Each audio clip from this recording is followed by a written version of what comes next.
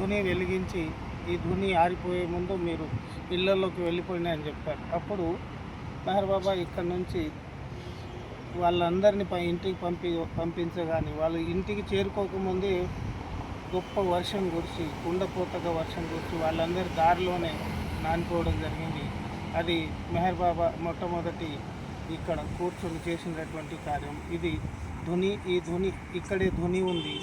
ఈ ధుని ప్రతి నెల 12వ తారీఖున వెలిగించడం జరుగుతుంది. వందలాది మంది బాబా ప్రేమికులు ఇక్కడ వచ్చి ధునిని దర్శించుకుంటారు. ధుని నుంచి కొంత విభూతిని కూడా వారి వారి ఇళ్ళల్లోకి తీసుకెళ్తారు.